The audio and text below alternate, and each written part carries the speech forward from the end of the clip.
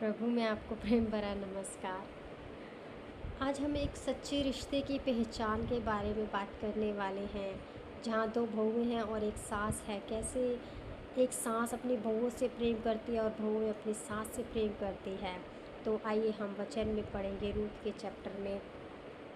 Ruth का chapter 1 में पढ़ेंगे, जहाँ पे लिखा है, जिन दिनों में लोग न्याय करते थे, उन दिनों में देश में अकाल पड़ा। तब यहूदा के बैतलहम का एक पुरुष अपनी स्त्री और दोनों पुत्रों को संग लेकर मोआब के देश से परदेसी होकर रहने के लिए चला। तो हम देखते हैं यहाँ पे एक न्यायी, जहाँ पर न्याय का एक न्यायी देश था, जहाँ पे न्याय होता था। तो वहाँ पे एक पुरुष था, तो जिसका नाम था एलीमेलक।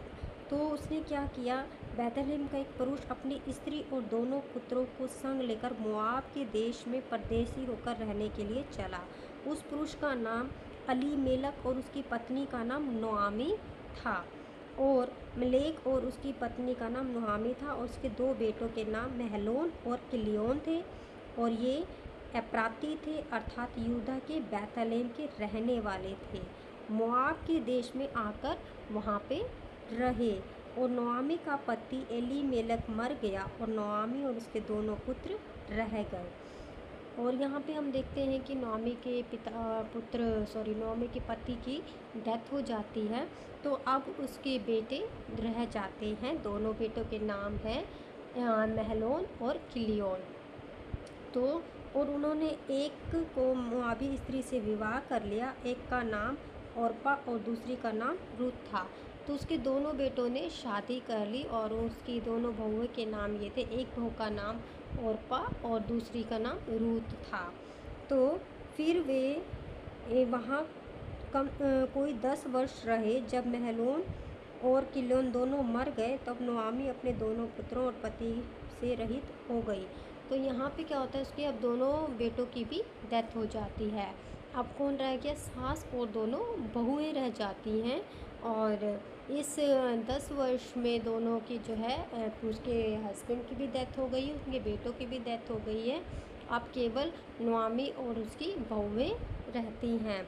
तब वह मोआब के देश में यह सुनकर कि यहोवा ने अपनी प्रजा के लोगों की सुधि लेके उन्हें भोजन वस्तु दी है, तो उस देश से वह अपने दोनों बहुओं समेत लौट जाने को चली। अतः वह अपनी दोनों बहुओं समेत उस स्थान से जहाँ रहती थी निकली, और उन्होंने यहूदा देश को लौट जाने का मार्ग लिया। तब नोआमी ने अपने दोनों बहुओं से कहा, तुम अपने मायके लौट जाओ, और जैसे तुमने उनसे जो मर गए हैं मुझसे भी प्रीत की, वैसे ही यहोवा तुम्हारे ऊपर कृपा करे। तो अब जब नोआमी वापस जा रही है यहूदा में, तो वो बोलती है कि अब तुम भी अपने अपने मायके चली जाओ। अब तुम क्या करोगी, जैसे तुमने मुझसे प्रेम किया, अपने पति से प्रेम किया, मेरे बच्चों से प्रेम किया, अब परमेश्वर यहोवा भी तुमसे इतना ही प्रेम रखे, और तुम्हें जो है अपने अपने मायके चली जाओ और तुम दूसरा विवाह करो और अपने पति के घर में विश्राम पाओ। तो अब यहाँ पे क्या होता है, यहोवा ऐसा करे कि तुम फिर अपने अपने पति के घर में विश्राम पाओ। तब उसने उनको चूमा और वे चिल्ला चिल्ला कर रोने लगे। तब वो उनको विदा करने लगती है, चूमने लगती है और बोलती है, जाओ तुम अपने मायके में चली जाओ, अपने पेरेंट्स के घर लौट जाओ। और उससे कहा, निश्चय हम तेरे संग और तेरे लोगों के पास चलेंगे। तो यहाँ पे दोनों बहुएं बोलती हैं कि हम तेरे साथ चलेंगे, निश्चय तेरे लोगों के साथ, जहाँ तू जा रही है हम वहीं पर ही चलेंगे। अपनी सास को वो बोलती हैं। तो नोआमी ने कहा, हे मेरी बेटियों, लौट जाओ, तुम क्यों मेरे संग चलोगी?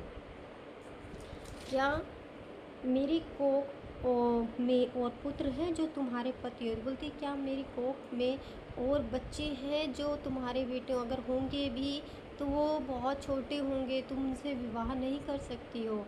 तो मेरी बेटियों तुम चली जाओ। यहाँ पे देखिए सास का कितना प्रेम है।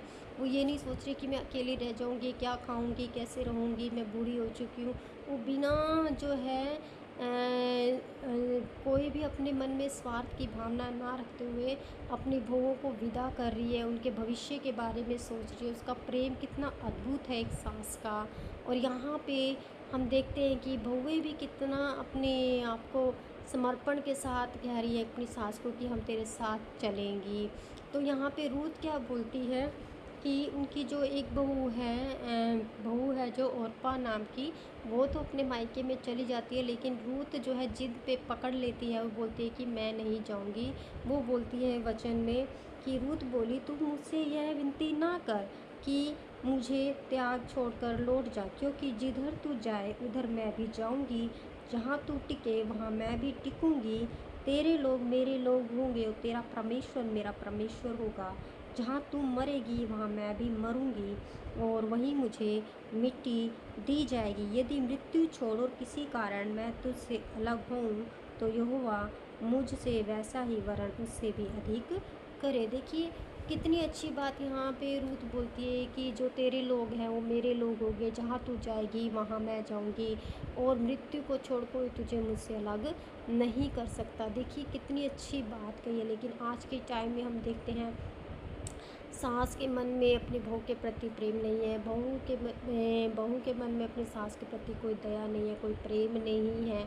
आपस में लड़ाई झगड़ा है, मिसअंडरस्टैंडिंग्स हैं, एक दूसरे को नहीं समझते हैं, है ना।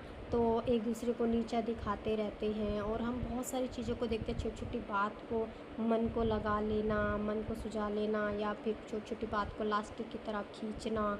इस तरीके से क्या है, सास बहू में काफ़ी सारा तनाव पैदा हो जाता है, मिसअंडरस्टैंडिंग हो जाती है, घर का माहौल ख़राब हो जाता है।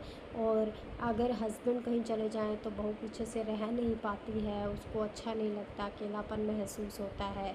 तो बहुत सारी चीज़ों को आज के देखने में हमें मिलता है, इश्यूज़ बहुत ज़्यादा आती हैं सास की तरफ से भी बहू की तरफ से भी।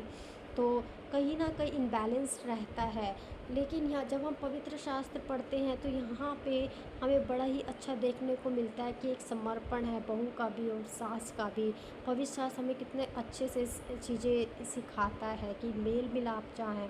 आज हम देखते हैं कि लोग पूजा पाठ कर रहे हैं, रिचुअल्स को फॉलो कर रहे हैं, लेकिन फिर भी वो व्यवस्था का तो पालन कर रहे हैं, लेकिन एक्चुअली में उनके जीवन में कहीं पर भी प्रेम और मेल मिलाप देखने को नहीं मिलता।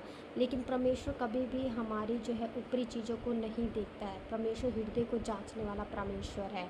वो चाहता है कि जहाँ हमारा मेल मिलाप है, जहाँ प्रेम है, जहाँ सेक्रीफाइसेस हैं, वहीं पर ही परमेश्वर हमारे जीवन में कार्य करते हैं, उपस्थित होते हैं, हमें आशीष करते हैं, प्रभु का अनुग्रह मिलता है। अदरवाइज़ हम जितने मर्जी, चाहे हम तीर्थ स्थल पे चले जाएं, कोई भी हम रिचुअल्स को फॉलो करें, जहाँ सेक्रीफाइस नहीं है वहाँ प्रेम नहीं है, जहाँ प्रेम नहीं है वहाँ सेक्रीफाइस नहीं है, क्योंकि प्रेम हमेशा सेक्रीफाइस मांगता है।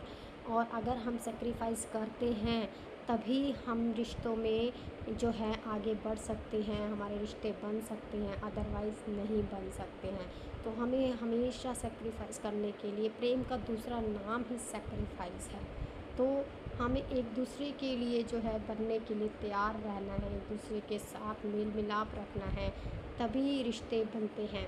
और सच्चे रिश्ते वही होते हैं जहाँ पे एक दूसरे के प्रति दया भाव और निस्वार्थ की भावना होती है, प्रेम होता है।